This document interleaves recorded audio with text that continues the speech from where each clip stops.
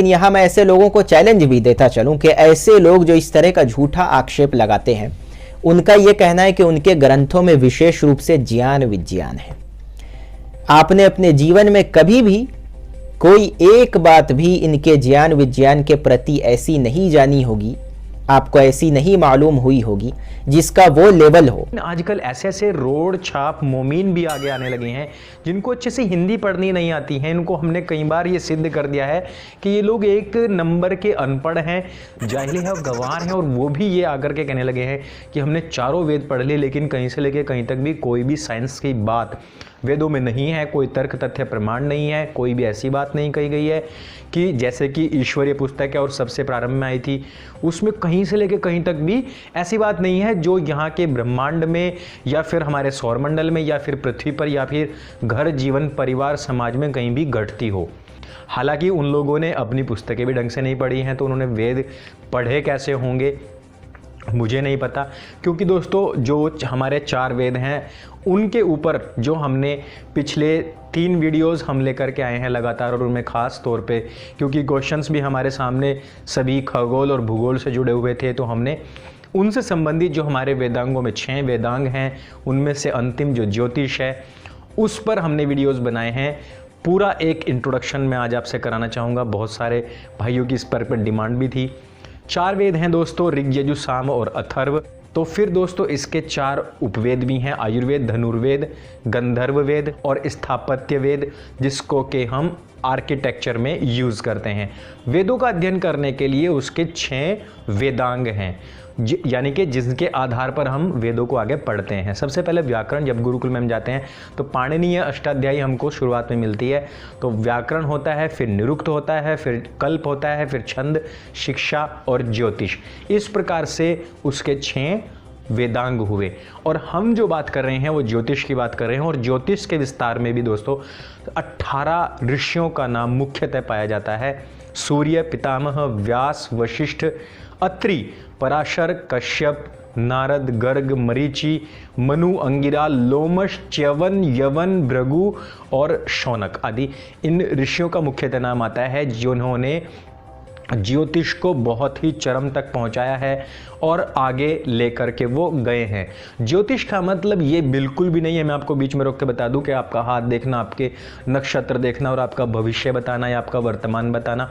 इनका ये अर्थ है कि हमारे ग्रह नक्षत्र किस प्रकार से चल रहे हैं और क्या कोई आपदा तो नहीं आ रही है। क्योंकि जो हमारे नक्षत्र हैं, जो हमने, लोग कहते हैं कि भूगोल नहीं लिखा है, भूगोल छोड़िए, हमारे यहाँ खगोल भी है, जो मैंने आपको पिछली वीडियो में बताया था। आज हम खगोल की ही बात करने वाले हैं। नक्षत्र, ग्रह, तारा मंडल से हमको आने वाली आपदाओं के विषय में पता पड़ता है, जिसको हम जानेंगे खगोल शास्त्र में।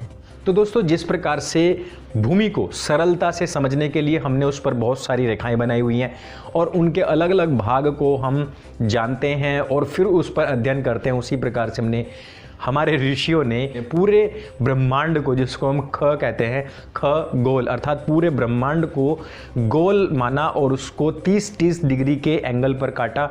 360 को काटने पर यहाँ से हमको मिले 12 भाग और उनको अलग अलग राशियों में काटा है। जैसे कि मसलन हमारे पास में 12 राशियां हैं, यानी कि मेष है, वृष है, मिथुन, कर्क, सिंह, कन्या, तुला, वृश्चिक है, धनु, मकर, कुंभ और मीन।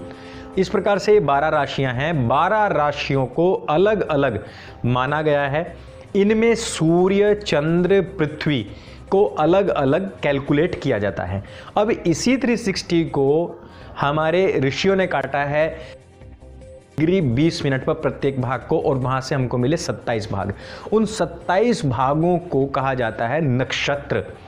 अश्विनी, भरणी, कृत्तिका, रोहिणी, आद्रा, पुनर्वसु, पुष्य, आश्लेषा, मघा, पूर्व फाल्गुनी, उत्तरा फाल्गुनी, हस्त, चित्रा, स्वाति, विशाखा, अनुराधा, ज्येष्ठा, मूल, पूर्वाषाढ़ा, उत्तराषाढ़ा, धनिष्ठा, शतभिषा, पूर्व भाद्रपद, उत्तर भाद्रपद और रेवती।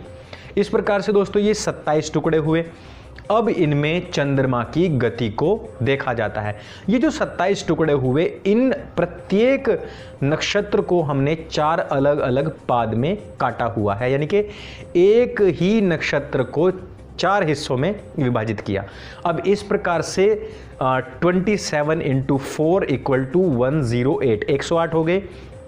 108 हमारे यहाँ बहुत ही शुभ भी माना गया है। अब दोस्तों ये जो 108 हुए हैं, इन 108 के 9 हिस्सों को अलग अलग लिया गया है। ये जो 9 हिस्से हैं, इस प्रकार से हमारे 12 महीने बनते हैं।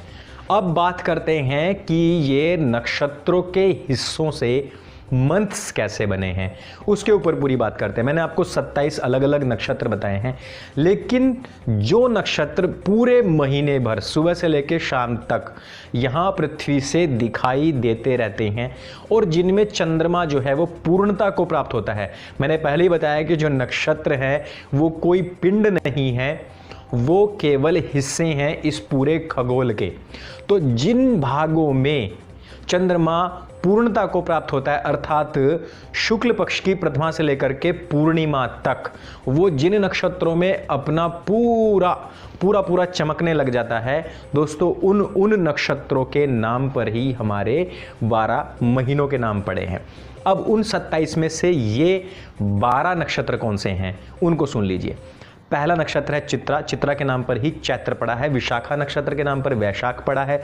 ज्येष्ठा नक्षत्र के नाम ज्येष्ठ महीना पड़ा है। आषाढ़ा के नाम पर आषाढ़ पड़ा है।